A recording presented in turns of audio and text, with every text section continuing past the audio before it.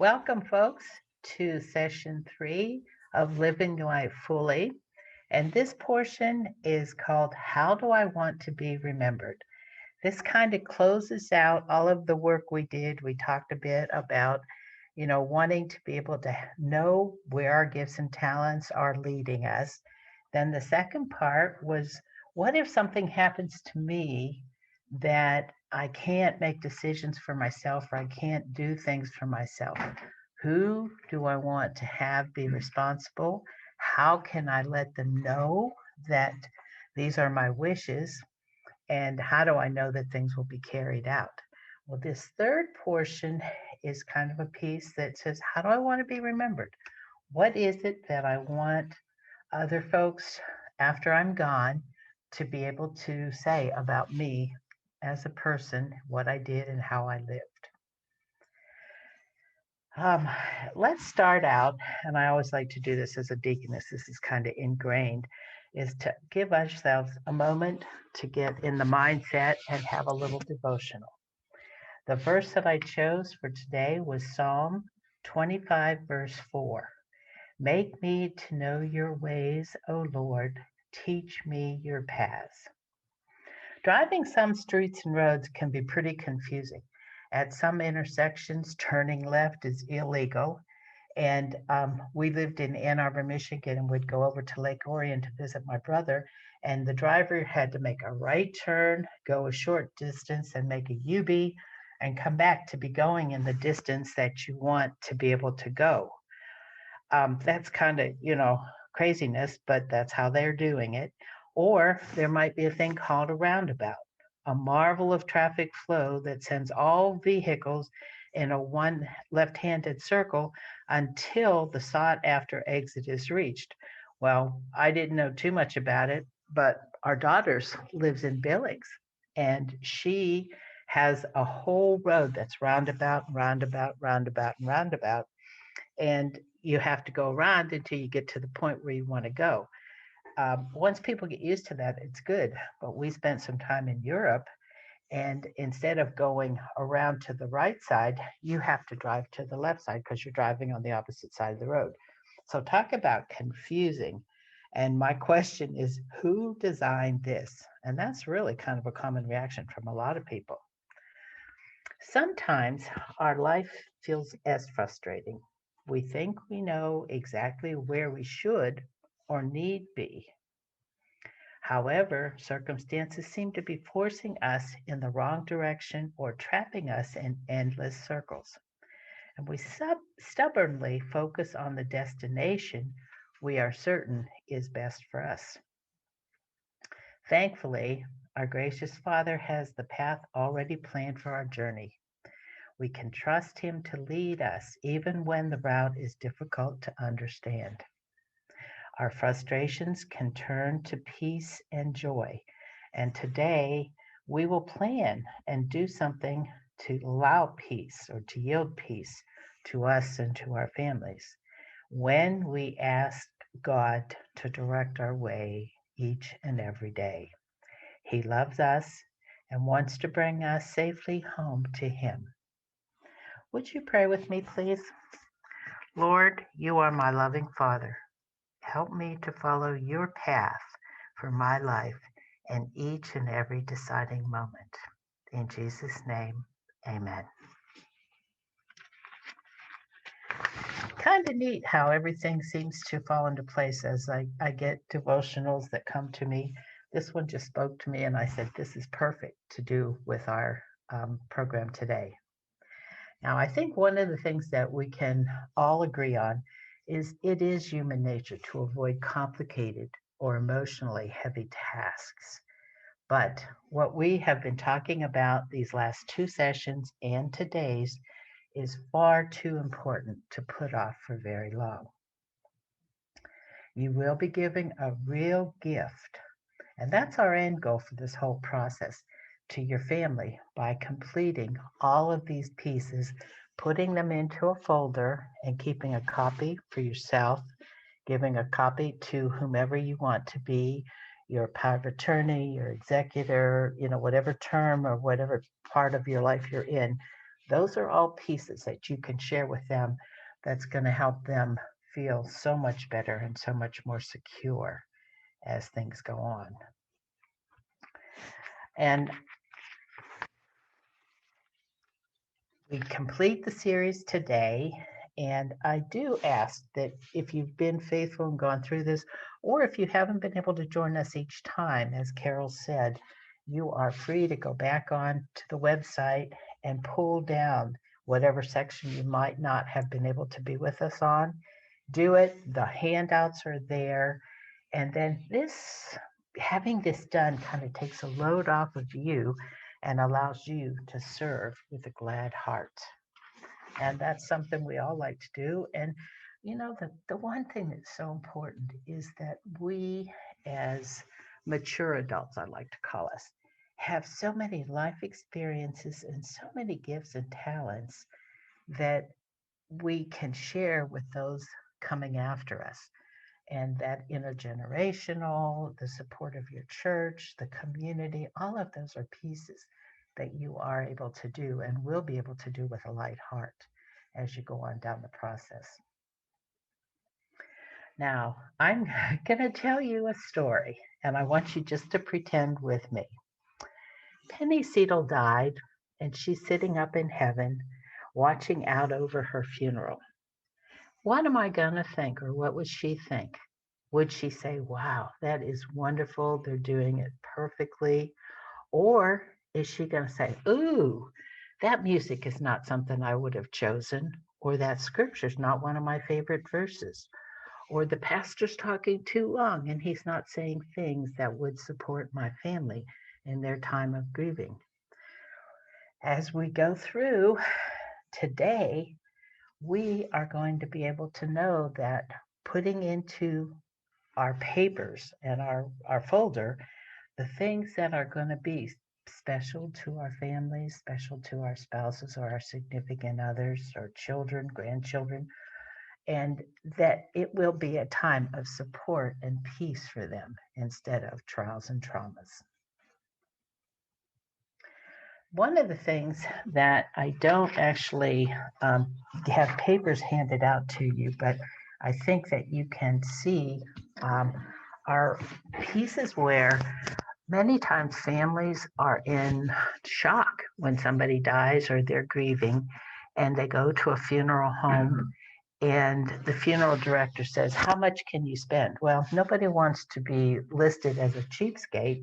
So they're going to say, well, whatever it needs, whatever we need to do it upright. Well, by looking at these things ahead of time and comparing perhaps funeral homes, different parts of the services, you can make something be very nice and very much attuned to who you are without spending gobs and gobs and gobs of money. So my suggestion will be looking at these things that I'm going to share with you and then taking a minute and talking to different funeral directors and seeing what they charge for these things. You can put together a package that's going to meet your needs and be done the way you want it done. I worked with hospice for a number of years, and I got to know a lot of different funeral directors. And the one thing that they said to me is that we get families in that are in shock and they are grieving. And if you have somebody who's willing to work with them and walk them through the process, they can pick what they want. But otherwise, most people say, just do what's a good thing. And then the funeral director has carte blanche to do whatever. So I'm going to just talk to you for just a few seconds about the different kinds of things that you're going to need, looking ahead options to review. Funeral home information, transporting the body to the funeral home, to another facility if it's going somewhere else, the family to the cemetery, flowers to the church and then to the cemetery, uh, police escorts, the cost of a casket. There's loads and it's a huge range. What do you want and how do you want it done? And if you say, I want to spend just this much, they're going to be able to give you something that'll be nice. The vault or grave liner, all by law have to be uh, waterproof. So, you don't have to spend super amounts. There's things with body preparation that we don't think too much about, but refrigeration and embalming, what are the costs for those? Bathing, hair care. If somebody has been in cancer therapy and has little or less hair than they'd used to, they can help put pieces in it. Or you can have your own hairdresser come in and do it. Cosmetology, how do you want that done? Dressing. For a man, is it a suit that he has in his closet? For a woman, is it a dress or a suit she has? Or today, they tend to be going with those little gown things that just look pretty and they're very delicate looking. But you can make that choice ahead of time or have work with somebody. And, these are things that you can work with your significant other or spouse to work through, but at the same time, talk about them, get them out. There are funeral and memorial expenses, visitation. Every time that funeral home opens up their doors, they charge a certain amount. If you have a chapel in there, that's an additional piece. Memorial books and gifts, or cards rather, I'm sorry. Death certificates. They say that you need between 10 and 25 death certificates, depending on how many places they have to be sent. But this is something that you have to add into the thing. And the funeral memorial service fee, graveside service fee. Again, by thinking through these pieces, you can help kind of set a level of what you want to spend. And then the borough expenses themselves. Okay, I'm just going to run through some of the things that are may not think about. Opening and closing of the grave itself. If you have a mausoleum or you want to be in a mausoleum, that's got to be dressed. The marker, an inscription on a marker. Many times, whoever you get to make the headstone or whatever you're using will do the inscription on it, but it only covers so many letters. And if you want a picture or something additional on that, then you have to have it. And then the installation, bringing it from where they make it to where it's going to be placed. If you have cremation costs, the cremation itself, there are different kinds of policies, if you want to call it such, that you can do. And those are pieces. My mom was cremated, and we had it all set ahead of time. I knew who to call. They came, got the body. Then I had a private viewing before the cremation. But you have to have an urn to put the ashes in afterwards. Well, interesting point. You could go to the funeral home and they will sell you an urn. They'll sell it to you anytime, but it's generally going to be about 2 or 3 times more expensive. And what my friend that is the funeral director said, Penny, you can go online and you can order it, have it shipped to you in 2 days, and it'll get back to me or whoever's doing the cremation in plenty of time to put the ashes in. So again, looking at all these different things, if you do it ahead of time, you can be ready. If you want scattering of ashes, how do you get them there? Do you want a plane to take them up and scatter them? Do you want them over a lake? An earth type burial, that's another piece. If there's certain states have the ability to do family cemeteries, and you can get them into there. Now there's additional cost on that because that goes to the family's place, and then they still have to open the ground and everything. Mausoleums, columbariums. Columbarium is where it's like a headstone, except there's a place on the top where you can put the ashes into, and then they bring it down, they set it, they seal it, and it's all set to go, and he or she can be remembered. That's part of that installation stuff. So anyway, just thinking about all of these things gives you an opportunity to kind of plan ahead. And again, to be able to be doing things the right way, it's good to plan ahead and it's good to have all this stuff in place. Penny, we have a question. Oh, sure. I have a question about the very last option that you just mentioned relative Uh-huh. to cremation. I don't understand. Could you spell it? And is the person in the cremated remains in an urn on top of the ground and sealed on top of the ground with a specific marker identifying who that person is, or are they sealed and put into the ground Okay, there, what we did for my mom, and there are different ways. You can do a plaque and it can go into a case and it's in the ground, or ours was a headstone kind of that was probably about 18 inches tall and about 2 feet long. Okay, on the top lifts up, and the bottom of the stone, and it's all granite, is hollow in the middle, and you put the urn into there. Then they put the top on top, and on the front, it's kind of like a triangle, and you put your inscription on it. So that's one way to do it. There are other ways. You can do the urn into a wall type recessed area. That's another way to do it. Does so that make sense? yes, you don't need to have a family plot that can go anywhere in a cemetery or approved burial spot, I take it.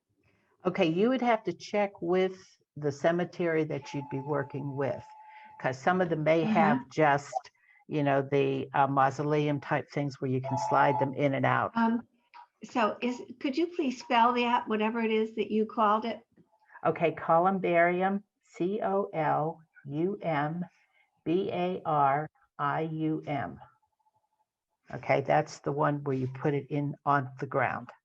Okay, and a mausoleum, Mausoleum.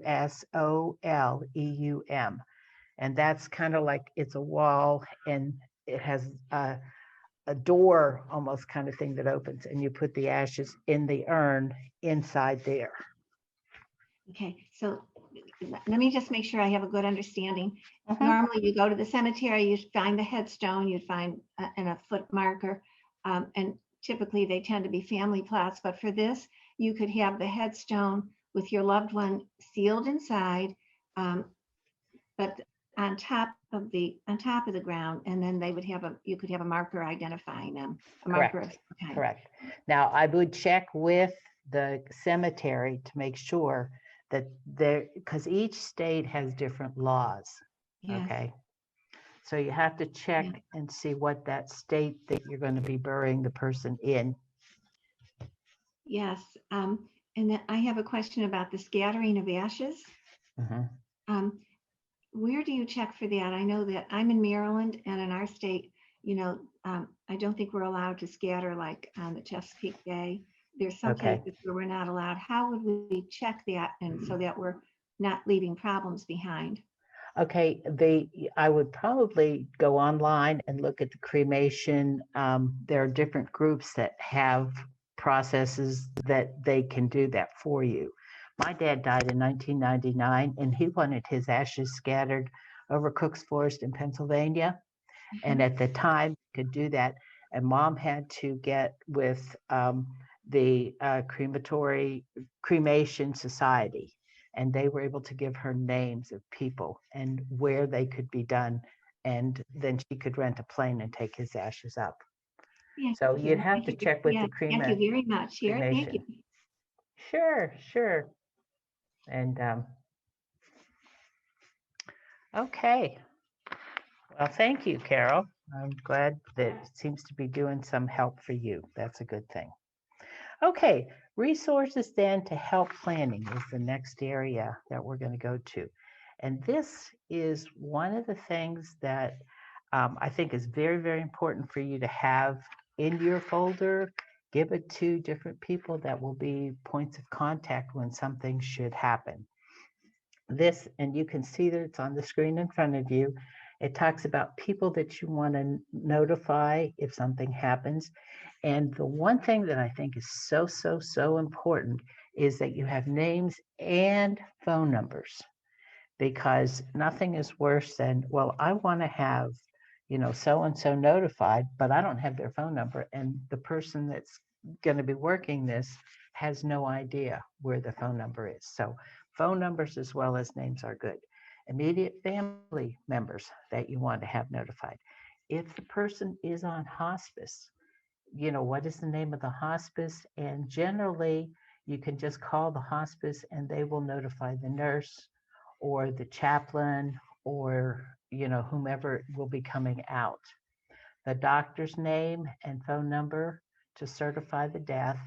And that again, if someone's in a nursing facility, they will take care of doing that. Or as a hospice, I know my nurses were able to certify if it was a death that they could identify it was impending. The pastor that you want to notify because he will be essential to work with the family. Name or phone number of person who has authority to have the body moved or removed. And that would be the person who's going to be the executor or the power of attorney person. The funeral home that you have decided that you want to utilize. In the event of unusual circumstances, accident, crime, or suicide, the coroner or the sheriff's office. And again, this is something that each is different to an area, but you want to have that number there just in case. And then burial instructions, again, that can go back into what you wanted to have done. And name and phone number of executor, CPA, life insurance person, whatever numbers you think that would be important for somebody to have if something happened to you. And then the location of your will and advance directives. Have this signed, dated, and you can actually have it notarized if you wish. Get copies out, to your person that's going to be your POA, the person, your physician. This is always a good thing to have. Your lawyer could have a copy of this. As many people as you feel are going to be playing a role in this, give them a copy of this piece.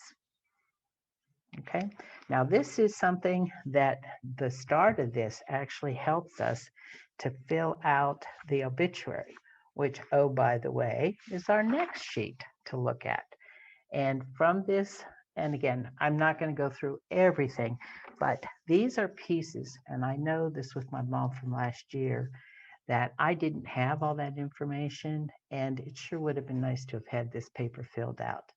Name, date of birth, father's and mother's maiden name, education, employment, fraternal organizations, honored or special recognitions. These are things that you would want to have put into the newspaper or on the website for the funeral home, wherever you want this to be done. A lot of times organizations have their newsletters, and we could send a copy of this to them, and they could put it out in our pastor to pastor thing that comes out once a week. Those are also a good piece to have in there. Um, the interesting piece is, they had wedding dates and the places. Well, my mom and dad were married after the war, and obviously we weren't around, but we ended up having to put in there, married in Pittsburgh, Pennsylvania, after he returned from active duty service in the military and the war. So, they can fill those in, but this is very helpful. And your funeral home will help you with this. And whenever they file for the death certificate, this information is hugely important to them so that they can have it as well. And if you look down through here, you can see, it talks about the funeral in itself. And, I know we're in a huge piece because of COVID stuff, but it's, we are hoping to be back to normal or some new normal fairly soon. The next piece is my funeral wishes themselves. And what this is a kind of a generic thing to try and do, but I want you again to remember, you are doing a favor for yourself, for your spouse, for your children, and your whole family by completing this so that when they are sitting there with whomever's going to be doing the funeral, the pastor doesn't have to worry about just picking hymns. He doesn't have to take a scripture. You've taken the time and the thought to do this yourself so that you are able to make it easier on them, and that have what you believe is what you want people to remember about you. And then this is kind of one, I'm just going to go through a little bit of the stuff. We talked about the funeral homes, the cemetery stuff. What kind of different services do you want? Just a service at the funeral home? Do you want a church service? Do you want the graveside stuff? Or do you want that to be private just for the family? Again, that's it. With COVID today, many times, like with my mom, we are going to gather down in Kentucky and do a celebration of mom's life when everybody can finally get together. And she died in November a year ago. So this has been a long time coming, but we've got to kind of adapt to what it is that we have to deal with. Um, you're if you are in a big church and there's four pastors, if you have a specific pastor that you've been close to that you want to have do your eulogy or do the service, then you can annotate that. Um, Different groups, military have the flags. How do you want it taken care of the flag after? Do you want it given to the widow or the widower? All of those kinds of pieces. Viewings, do you want them to be public or private or no viewing whatsoever? Clothing, again, personal accessories. And this is something that I think we need to look at. Do you want your wedding band to stay on there? Do you want your engagement ring? Tom's mom, bless her soul, was um, probably they were as their kids were growing up, they were busy with all kinds of stuff, and it was just not too long before she got sick that he got her a beautiful little engagement ring.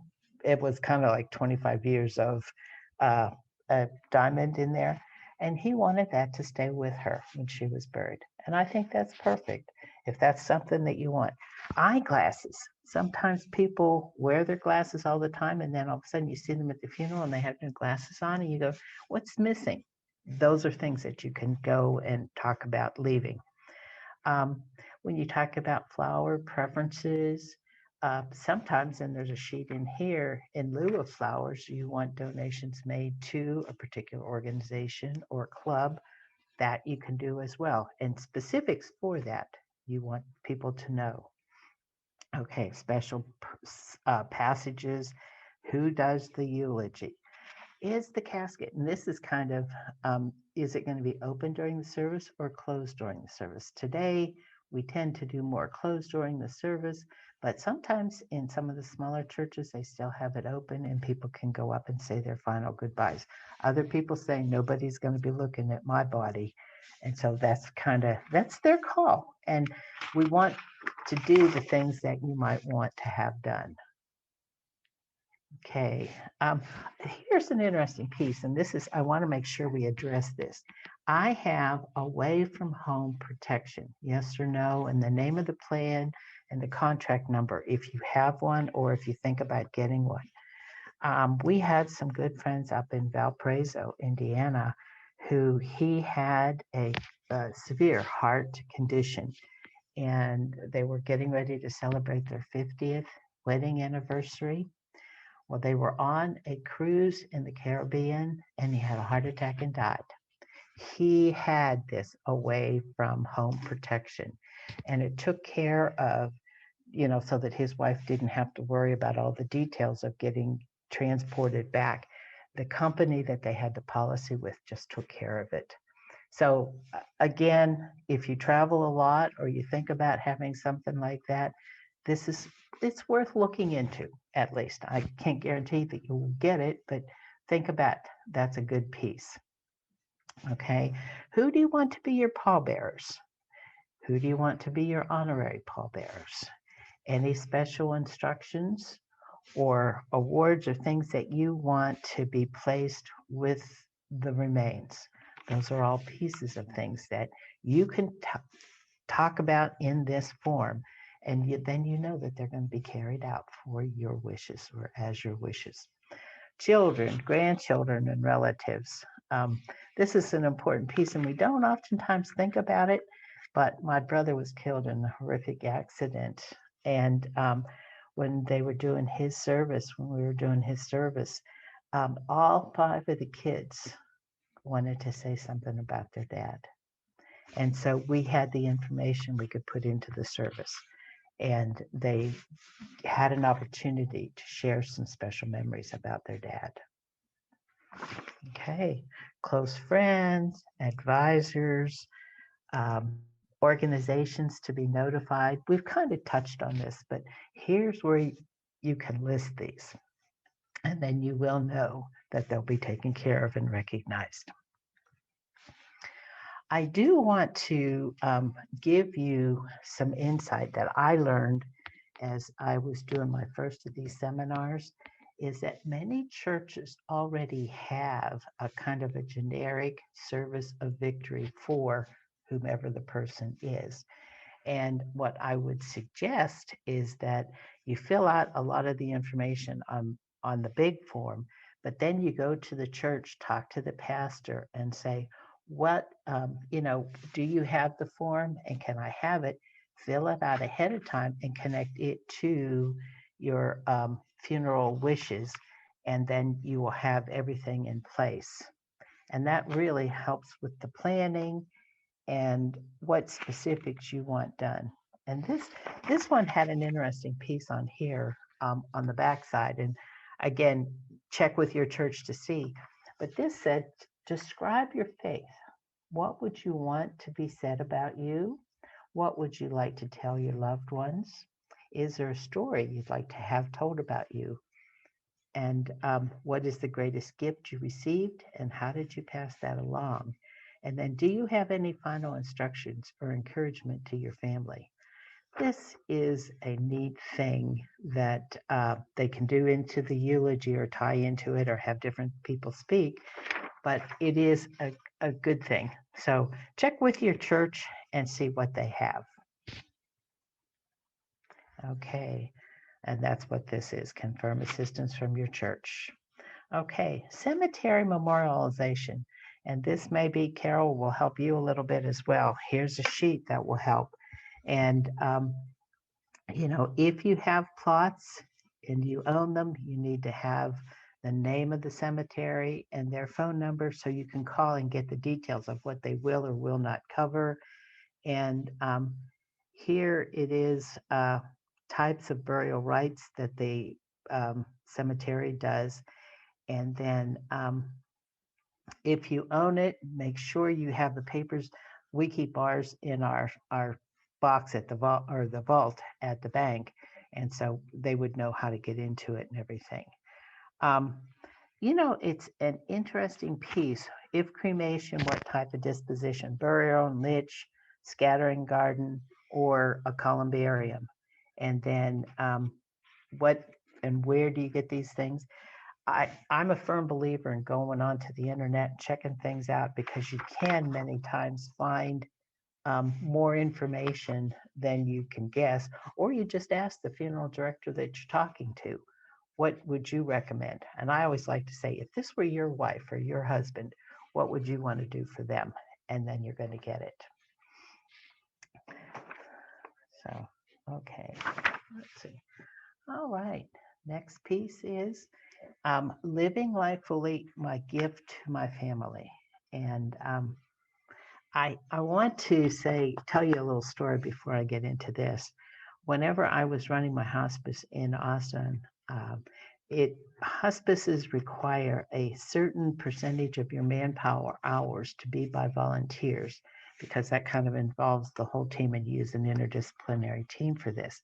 I had a volunteer that worked for the Statesman who was just a delightful lady. She would go out and do different places and take stories or get stories and stuff. And she said, Penny, I can't be a volunteer to a family because I can't, my life is so crazy. I may be here, I may be there getting a story. And she said, but one thing I can do for you is to go out and when you have a family and a patient that has kind of a need to have that closure later, I will go out and I will talk to the patient. And then whenever I will take the back out, she copied it on a little cassette player. She would take it back to her home and she would transcribe it and she would make it into a letter for the family. And then when we started the bereavement, we were able to give that family both the cassette, which pictures included pictures and words of the person and their story, as well as a letter that they would have forever and ever and ever. And so the idea came, and I thought this would be really neat. Let's look at this as a gift to your family. And you write your letter, you put it in an envelope, you seal it, and you put it in your package of information.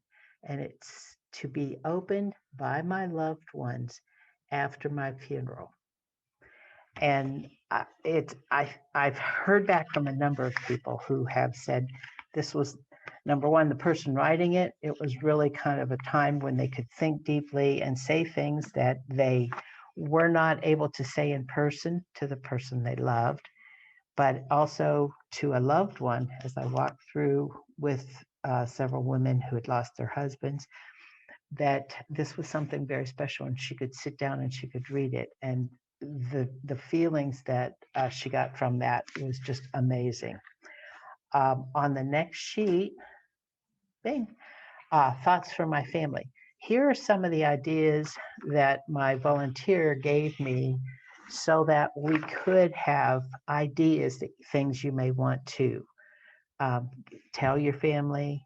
And I'm not even going to go through this, but what I would suggest is as you get ready to write this letter, go off into a quiet place and sit there, read through this list, jot down some notes, then stop, go away, let it cool down, and then come back and elaborate on those thoughts that you had. Because most of the time, our first thoughts are the best things that are going to be most relevant to our loved ones. And then you can finish this letter out, put it in the packet of stuff, and end up having something very, very, very, very special for your loved ones. And it's interesting because just a couple of weeks ago, whenever Prince Philip died, they made it very clear throughout this whole process that he had planned all of it down to the horse and carriage that was going to carry his coffin. And he did a letter, and he did a letter to all of his family members, which I think is really neat. And it's just as Papa to some of them, I can't remember all the names that they said, but this is something so special they will have forever and ever and ever. And they can tell stories, and they will be able to have and enjoy that. So please think about and do this letter. I think you'll find it's very rewarding for you as well as for your family. And then I'm just going to ask one last time, complete your packet, prepare to live life fully as God intended for you to do. Again, I always like to give credit where credit is due. I went through many, many sources to get all of the 3 packets of stuff, and I've included resource sheets from all of them. But read through this because you may find that there's something else in here that you might find helpful to you. And thank you. Thank you for joining me today. I pray you'll take the time to complete your homework. And I don't mean to sound like a school teacher, but I am a school teacher. So make what you do a gift to your family. And now that you are ready, go forth and serve others. Make every day count. Thank you very much. And you know what? I'm going to close with a poem that a friend of mine gave me just this last week. We had a meeting to do some marketing stuff. And she said, Penny, I know you're doing these seminars. And she got this from a friend of hers. And it's a solace graphic. It's a little poem. If you bear with me, please, I think you will enjoy it. You can shed tears because they are gone, or you can smile because they lived. You can close your eyes and pray they will come back, or you can open your eyes and see all that they left for you. Your heart can be empty because you can't see them, or you can be full of the love that you shared. You can turn your back on tomorrow and live in yesterday, or you can be happy for tomorrow because of yesterday. You can remember only that they are gone, or you can cherish their memory and let it live on. You can cry and close your mind and feel empty, or you can do what they would want. Smile, open your heart, love, and go on. Thank you, folks, and have a wonderful rest of your day.